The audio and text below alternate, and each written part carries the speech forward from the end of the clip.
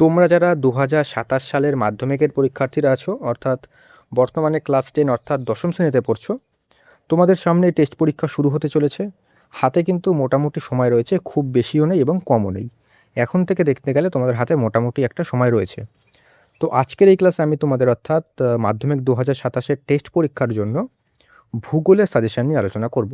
আজকে মূলত আমরা ভূগোলের তোমাদের যে প্রথম অধ্যায়টা রয়েছে, বহির্জাত প্রক্রিয়া ও তাদের দ্বারা সৃষ্ট ভূমিরূপ, এই অধ্যায় থেকে 5 মার্ক, 3 মার্ক এবং 2 মার্কে তোমরা কোন কোন প্রশ্নগুলো তোমাদের টেস্ট পরীক্ষার জন্য তৈরি করবে, সেটা আজকের এই ক্লাসে সম্পূর্ণ আলোচনা করব।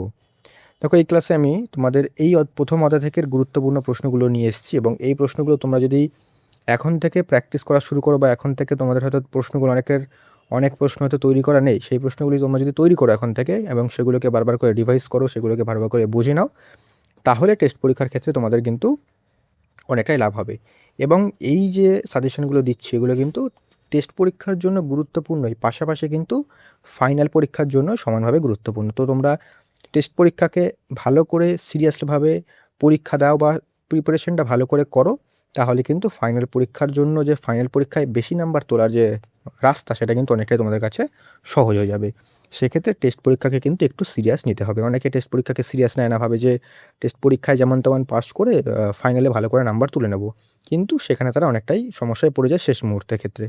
ঠিক আছে? তো টেস্ট পরীক্ষায় যদি তোমরা ভালো করে পড়ো বা সিরিয়াসলিভাবে প্রিপারেশন নাও, তাহলে কিন্তু ফাইনাল পরীক্ষার যে রাস্তা, সেটা কিন্তু অনেকটাই ক্লিয়ার হয়ে যাবে বা অনেকটাই সোজা হয়ে যাবে। ওকে? তো আজকে তোমাদের জন্য আমি নিয়ে এসেছি প্রথম অধ্যায় সাজেশন ভূগোলের। আর ইতিহাসেরও কিন্তু আমি অধ্যায়ভিত্তিক সাজেশন দিচ্ছি টেস্ট পরীক্ষার জন্য। তোমরা সেই ক্লাসগুলো দেখতে পারো। তার লিঙ্ক তোমরা ডেসক্রিপশনে পেয়ে যাবে, অথবা চ্যানেলে গেলেই তোমরা কিন্তু ভিডিওগুলো পরপর দেখতে পারবে। ওকে? তো শুরু করছি। তোমরা চাইলে প্রশ্নগুলো খাতায় লিখে নিতে পারো অথবা বইতে দাগিয়ে নিতে পারো। ঠিক আছে? দেখো, প্রথমেই বলি, তোমরা কিন্তু যেহেতু টেস্ট পরীক্ষার প্রশ্নপত্র তোমাদের স্কুলে স্যারেরা তৈরি করবেন, সেক্ষেত্রে তোমাদের ক্লাসে স্যারেরা যে সমস্ত প্রশ্নগুলো করিয়েছেন সেগুলোর প্রতি কিন্তু বেশি করে জোর দাও। ঠিক আছে? শুরু করছি। দেখো, প্রথমে হচ্ছে আমাদের 5 নম্বরের প্রশ্ন।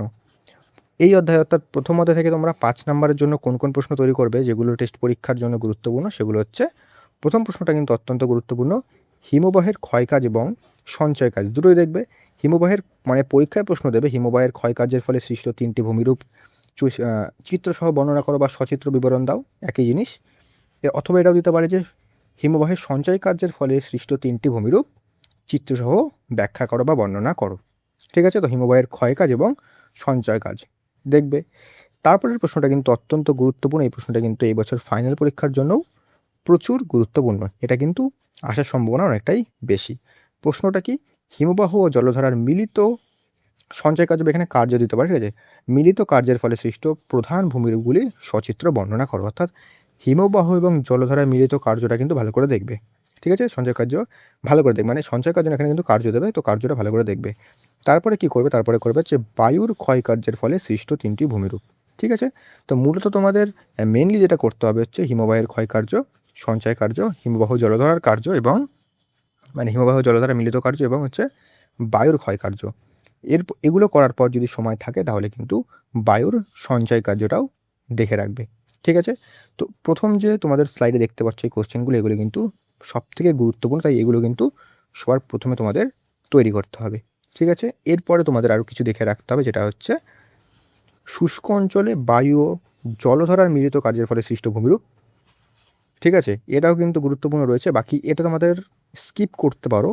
দেখো, এখানে একটা কথা বলি, যেহেতু এই যে নদীর সঞ্চয় কার্যের ফলে সৃষ্ট ভূমিরূপ, এটা যেহেতু 2026-এর পরীক্ষায় চলে এসেছিলো ফাইনাল পরীক্ষায়, সেক্ষেত্রে যদি তোমাদের স্কুলের স্যাররা করিয়ে থাকেন বা তারা হয়তো কোনো সাজেশনে যদি দিয়ে থাকেন, তাহলে এটা করতে পারো। ঠিক আছে? বাকি কিন্তু এটা করার দরকার নেই, কারণ যেহেতু 2026-এ চলে এসছে অলরেডি, এটা কিন্তু এই বছর আসবে না, তাই এটা কিন্তু তোমরা স্কিপ করতে পারো। ঠিক আছে? আর নদীর ক্ষয়কার্যটা যদি এগুলো এই যে এই এই একটা আগের যে 3টে, ওগুলো করার পর যদি সময় থাকে, তাহলে নদীর ক্ষয়কার্যটা করতে পারো, নাহলে কিন্তু তোমরা এটাকে স্কিপ করতে পারো যদি সময় তোমাদের কাছে কম থাকে। ঠিক আছে? কারণ দেখো, নদীর যেহেতু আগের বছর নদীর সঞ্চয় কার্য এসেছে, তাই নদী থেকে এই বছর প্রশ্ন আসার কিন্তু সম্ভাবনা একদমই কম। সে সঞ্চয় কার্যটাও একদমই কম, আর ক্ষয়কার্যটাও কিন্তু আসাটা অনেকটাই কম চান্স। সেক্ষেত্রে তোমরা এগুলো দেখবে, যেমন হিমবাহের ক্ষয়কার্য, সঞ্চয় কার্য, বায়ুর ক্ষয়কার্য, সঞ্চয় কার্য এবং আমাদের জলধারা এবং হিমবাহের মিলিত যে কার্য সেটা কিন্তু পরীক্ষায় দিতে পারে। ওকে? তো 5 মার্কের জন্য এই প্রশ্নগুলো ভালো করে তৈরি করো। আর এই দুটো প্রশ্নের ক্ষেত্রে যেটা বললাম, তোমাদের যদি স্কুলের স্যারেরা তোমাদের হয়তো প্রশ্ন যদি দিয়ে থাকেন সাজেশনের ক্ষেত্রে এই প্রশ্নগুলো, তাহলেই করবে। তাছাড়া কিন্তু এগুলো করার দরকার নেই। হ্যাঁ, একটা কথা কি, তোমরা এগুলো মানে টেক্সট বই থেকে পড়তে হবে। কারণ এগুলো থেকে কিন্তু শর্ট কোয়েশ্চেন হয়। তাই বড় প্রশ্নের ক্ষেত্রে এগুলো তোমাদের পুরো মুখস্থ করার দরকার নেই বা পুরো করার দরকার নেই। কিন্তু শর্ট কোয়েশ্চেনের ক্ষেত্রে তোমাদের কিন্তু টেক্সট বই থেকে একটু তোমরা পড়ে রাখবে। কারণ এই যে নদীর সঞ্চয় কার্য, ক্ষয় কার্য, এখান থেকে কিন্তু অনেক শর্ট কোয়েশ্চেন এমসিকিউ বলো বা এসএকিউ বলো বিভিন্ন জিনিস কিন্তু হয়। তো এগুলো কিন্তু তোমাদের একটু দেখতে হবে। পরিষ্কার? তো আমাদের 5 নাম্বারের প্রশ্নগুলো পরিষ্কার হয়ে গেল। আমি একবার দেখিয়ে দিচ্ছি, দেখো এগুলো কিন্তু ভালো করে করবে। চলে এসেছি এবার আমরা 3 মার্ক। আমরা জানি যে ভূগোলে 5 মার্কের পরে 3 মার্কের প্রশ্ন দেওয়া হয়। তো 3 মার্কের জন্য এই অধ্যায় থেকে কী প্রশ্ন করবে? সবথেকে গুরুত্বপূর্ণ প্রশ্ন যেগুলো সেগুলো দেখো। অশ্বক্ষুরাকৃতি হ্রদ কীভাবে সৃষ্টি হয়? খুব গুরুত্বপূর্ণ। যে অক্সবো লেক রয়েছে, অক্সবো লেক বা অশ্বক্ষুরাকৃতি হ্রদ, এটা কিন্তু পরীক্ষায় বিভিন্ন স্কুলে দেওয়া হয়। তো এটা কিন্তু ভালো করে দেখবে। এটা আবার কিন্তু 3 এর পাশাপাশি কিন্তু 2 মার্কের জন্য গুরুত্বপূর্ণ। কারণ 2 মার্কের ক্ষেত্রে টিকা দেওয়া হয়। টিকা লেখো অশ্বক্ষুরাকৃতি হ্রদ। ঠিক আছে? তো এটা দেখে রাখবে।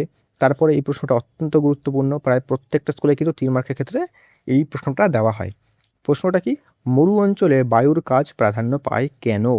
এটা কিন্তু অত্যন্ত গুরুত্বপূর্ণ। এবং একই সাথে দেখবে মরুভূমি সম্প্রসারণ রোধের উপায়গুলি কী কী? এই দুটোর মধ্যে কিন্তু একটা আসার সম্ভাবনা অনেক, মানে বেশিরভাগ স্কুলে কিন্তু একদম নিশ্চিত। তো এই দুটো কিন্তু দেখতেই হবে। তারপরে দেখবে কি, 1 সেকেন্ড।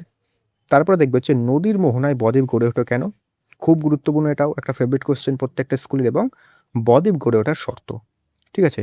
এই যে দুটো প্রশ্ন বললাম, এই যে অঞ্চলে বায়ুর কাজ প্রাধান্য পায় কেন, এবং মরুভূমি সম্প্রসারণের রোধের উপায়গুলো, এবং নদীর মোহনায় বদ্বীপ গড়ে ওঠে কেন, এবং বদ্বীপ গড়ে ওঠার শর্ত। এই প্রশ্নগুলো কিন্তু সবথেকে বেশি গুরুত্বপূর্ণ। ঠিক আছে? তারপরে ঝুলন্ত উপত্যকায় কেন জলপ্রপাত দেখা যায়? ঝুলন্ত উপত্যকায় জলপ্রপাত দেখা যায়, এই প্রশ্নটাও কিন্তু প্রত্যেকটা স্কুলেই দেয় প্রায়। তারপরে সব নদীর মোহনায় কেন বদ্বীপ গড়ে ওঠে না ব্যাখ্যা করো। এই যে প্রশ্ন দেখো, মেইনলি তোমাদের এটা দিতে পারে যে নদীর মোহনায় বদ্বীপ গড়ে ওঠে কেন, এবং এটা যদি না দেয় তাহলে কিন্তু এই প্রশ্নটাও কিন্তু গুরুত্বপূর্ণ যে সব নদীর মোহনায় বদ্বীপ গড়ে ওঠে না কেন। এটা বলছে বদ্বীপ গড়ে ওঠে কেন, কারণ জিজ্ঞেস করছে। এটা হচ্ছে অনেক, মানে সব নদীর মোহনায় মোহনায় কিন্তু দেখো, নদীর মোহনায় বদ্বীপ গড়ে ওঠে, কিন্তু সব নদীর মোহনায় কিন্তু বদ্বীপ গড়ে ওঠে না। সো প্রশ্নটা এটাই দিতে পারে যে সব নদীর মোহনায় কেন বদ্বীপ গড়ে ওঠে না। ঠিক আছে? তো এগুলো কিন্তু দেখে রাখবে। তারপরে 3 মার্কের জন্য কিছু পার্থক্যও কিন্তু পরীক্ষায় দেয়। পার্থক্যগুলো কী কী পার্থক্য? যেমন হচ্ছে গিরিখাত ক্যানিয়ন। একটা কথা তোমাদের বলি যে এই যে পার্থক্যগুলো রয়েছে এগুলো কিন্তু 2 মার্কের ক্ষেত্রেও দিতে পারে। ঠিক আছে? সেভাবে 3 মার্কের ক্ষেত্রে তৈরি করবে। 2 মার্কের ক্ষেত্রে দিলে ধরো 3 মার্কের ক্ষেত্রে তোমরা করলে 5টা পয়েন্ট করলে, ঠিক আছে? 2 মার্কের ক্ষেত্রে ধরো 3টে পয়েন্ট দিয়ে দিলে, তাহলেও কাজ হয়ে যাবে তোমাদের। ঠিক আছে? তো এগুলো কিন্তু একটুখানি বুঝে তোমাদের করতে হবে। তো পার্থক্যগুলো কী কী গুরুত্বপূর্ণ? গিরিখাত ক্যানিয়ন, রসেমতানে ও ড্রামলিন, পেডিমেন বাজাদা, মহাদেশীয় হিমবাহ এবং উপত্যকা হিমবাহ, ইউ আকৃতির উপত্যকা এবং ভি আকৃতির উপত্যকা। এই যে ইউ আকৃতির উপত্যকা এবং ভি আকৃতির উপত্যকা, এই দুটোর কিন্তু একটু সংজ্ঞাও দেখে রাখবে। তারপরে অবরোহণ এবং আরোহণ। ওকে? তো এই পার্থক্যগুলো দেখবে, এবং যেটা বললাম ইউ আকৃতির উপত্যকা এবং ভি আকৃতির উপত্যকার যে সংজ্ঞা কাকে বলে সেটাও কিন্তু গুরুত্বপূর্ণ। ওকে? তো এগুলোও কিন্তু দেখে রাখবে। চলে আসি এবার আমাদের 2 মার্কের প্রশ্ন। 2 মার্কের প্রশ্ন দেখো, 2 মার্ক। 2 মার্কের ক্ষেত্রে একটা কথা বলি, দেখো 2 মার্কের ক্ষেত্রে কিন্তু প্রচুর প্রশ্ন হয়, প্রচুর প্রশ্ন। কারণ যেহেতু একটু শর্ট টাইপের প্রশ্ন চলে আসছে এটা, তো এখানে কিন্তু অনেক ধরনের প্রশ্ন হতে পারে। তাই তোমাদের স্কুলের স্যাররা যে সমস্ত প্রশ্ন করেছেন সেগুলো করবে। বাকি তোমার যে টেক্সট বই রয়েছে না, টেক্সট বই, টেক্সট বই থেকে কিন্তু বেশি ভালো করে পড়তে হবে। টেক্সট বইটা কিন্তু মেন ফ্যাক্টর। কারণ টেক্সট বই যার যত ভালো করে পড়া থাকবে সে কিন্তু 2 মার্কের প্রশ্ন বলো বা এমসিকিউ প্রশ্ন বলো অথবা এসএকিউ প্রশ্ন বলো, প্রত্যেকটা প্রশ্নের ক্ষেত্রে সে কিন্তু অনেকটা এগিয়ে থাকবে যার টেক্সট বইটা ভালো করে পড়া রয়েছে। শুধুমাত্র আমি যে কোনো সহায়িকা বই তুলে সেটা শুধু এমসিকিউগুলো মুখস্থ করতে থাকলাম বা এসএকিউগুলো মুখস্থ করতে থাকলাম এবং ভাবলাম যে না আমি একদম সব পারবো, সেটা কিন্তু ভুল ধারণা। টেক্সট বইটা ভালো করে পড়ো প্রথমে, তারপরে এমসিকিউ প্র্যাকটিস করো। এমসিকিউ শুধু প্র্যাকটিস করলেও তেমন কাজ হবে না, তেমনই কিন্তু শুধুমাত্র টেক্সট বই পড়লেও অতটা হবে না। তাই এমসিকিউ প্র্যাকটিস করতে হবে প্লাস টেক্সট বইটাও পড়তে হবে। দুটোই কিন্তু সমানভাবে গুরুত্বপূর্ণ। তো 2 মার্কের জন্য আমি তোমাদের এমন প্রশ্ন দেব যেগুলো তোমাদের করতেই হবে, মানে এগুলো বাদ দিলে চলবে না। আর এই প্রশ্নগুলো বিগত বছরে বিভিন্ন স্কুলের টেস্ট পরীক্ষা বা বিগত বছরের মাধ্যমিকের ফাইনাল পরীক্ষায় কিন্তু আসা প্রশ্ন। তাই এই প্রশ্নগুলো অবশ্যই 2 মার্কের জন্য করতে হবে। তবে যেটা বললাম টেক্সট বইটা যা তোমাদের আছে সেটা ভালো করে পড়ো, তারপরে এই প্রশ্নগুলো কিন্তু রিভিশন দাও। ওকে? দেখো, প্রথম প্রশ্ন যেটা হচ্ছে, আরোহণ ও অবরোহণ বলতে কী বোঝো?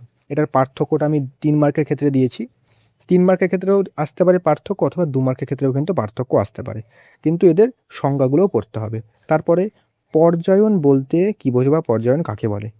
দেখো, 2 মার্কের ক্ষেত্রে কিন্তু সংজ্ঞা টাইপের প্রশ্ন বেশি দেয়, বলতে কী বোঝো, কাকে বলে, ঠিক আছে? এগুলো কিন্তু এই ধরনের প্রশ্নই কিন্তু বেশি দেয়। তারপরে নগ্নীভবন ও পুঞ্জিত ক্ষয় কী? ক্ষয়সীমা বলতে কী বোঝো? ষষ্ঠ ঘাতের সূত্র বলতে কী বোঝো?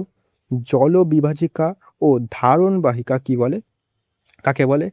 কিউসেক ও কিউমেক কী? এটা অত্যন্ত গুরুত্বপূর্ণ প্রশ্ন। প্রপাতকূপ ও মন্থকূপ বলতে কী বোঝো? হিমরেখা ও হিমশৈল কী? বাকশৃঙ্গ ও ক্রেভাস বলতে কী বোঝো? প্রত্যেকটা প্রশ্নই কিন্তু এখানে গুরুত্বপূর্ণ, তাই প্রত্যেকটা প্রশ্ন তোমাদের এখন থেকেই ভালো করে করতে হবে। তারপরে তোমরা কি করবে? তারপরে করবে নুনাটক্স কী? ঝুলন্ত উপত্যকা কাকে বলে? ফিয়র্ডের সংজ্ঞা দাও। অপসরণ গর্ত বা ভারতের ধান কী? ইনসেলবার্জ ও গৌর বলতে কী বোঝো? ওয়াদি ও প্লায়া কী? লোয়েস ও পেডিমেন্ট বলতে কী বোঝো? হামাদার রেগ ও আর্ঘে কী? বহিবিধৌত সমভূমি এবং এটা হচ্ছে অবঘর্ষ, যে অবঘর্ষ কী? অবঘর্ষ প্রক্রিয়া কী বা অবঘর্ষ কী? ঠিক আছে? তো এই ছিল তোমাদের সম্পূর্ণ ভূগোলের সাজেশন। আমি 5 মার্ক, 3 মার্ক এবং 2 মার্কের প্রশ্নগুলো দিলাম, যেগুলো এই বছরের জন্য টেস্ট পরীক্ষার জন্য বিশেষ করে গুরুত্বপূর্ণ।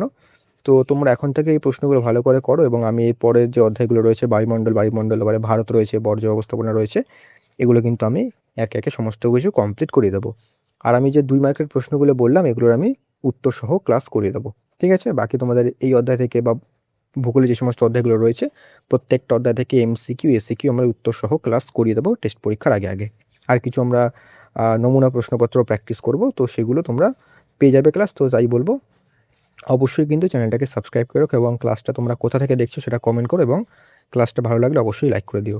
যত তোমরা লাইক করো, তত কিন্তু আমি যে পরের সাজেশন ক্লাস, সেটা কিন্তু ততই আগে নিয়ে আসবো। ওকে?